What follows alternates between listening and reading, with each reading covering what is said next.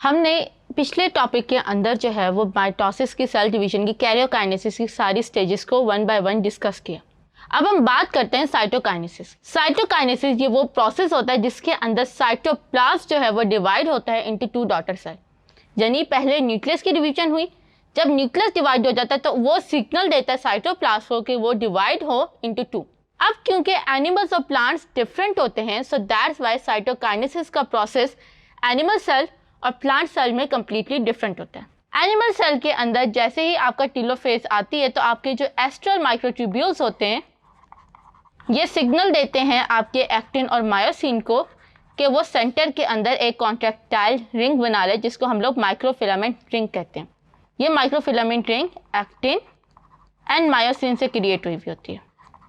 अब इस रिंग की वजह से ये रिंग कॉन्ट्रैक्ट होगी और जब ये रिंग कॉन्ट्रैक्ट होगी तो एक क्लीवेज फ्लो बनेगा। अब अगर आप मेरे हैंड्स को देखें तो ये आपकी जो है ये बीच में जहाँ पे मेरी रिंग्स आपस में ज्वाइन करें, ये आपकी जो है ये माइक्रोफिलामेंट रिंग है। ये जब कॉन्ट्रैक्ट करना स्टार्ट हुई तो आपका सेल जो है वो बीच में से कॉन्ट्रैक्ट कर रहा है और 8 का जो है वो आपका सिंबल बन रहा है, 8 बन रहा है।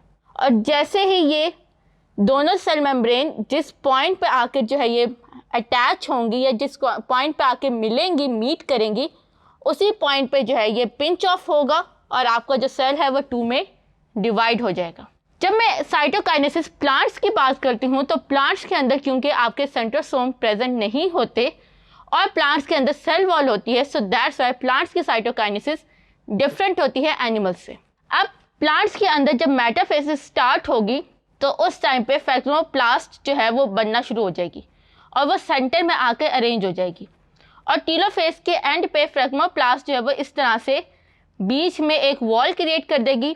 इस फ्लेग्मोप्लास्ट के अंदर जो है वो आपके प्रिकर्सर मॉलिक्यूल्स होंगे जो कि आपकी सेल वॉल के अंदर पैक्टिन और सेलुलोज को सिंथेसाइज करने में हेल्प करेंगे एंड देन आपकी जो है ये वेसिकल्स आकर फ्यूज होके इस तरह से फाइनली सेल वॉल क्रिएट कर देंगे।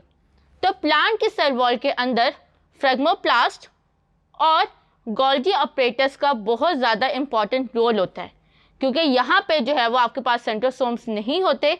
और दूसरी बात ये कि जो प्लांट का सेल होता है उसके अंदर सेल डिवीजन या कैरियोसाइटोकाइनेसिस के अंदर शेप में इतना चेंज नहीं आता जितना एनिमल में आता है, क्योंकि जो प्लांट का सेल होता है वो सेल वॉल होने की वजह से रिजिड होता है, यानी वो अपनी जगह से मूव नहीं कर सकता या अपनी शेप चेंज नहीं कर सकता। तो इस तरह से साइटोकाइनेसिस के थ्रू आपका सेल फाइनली 2 सेल्स में डिवाइड हो जाता है।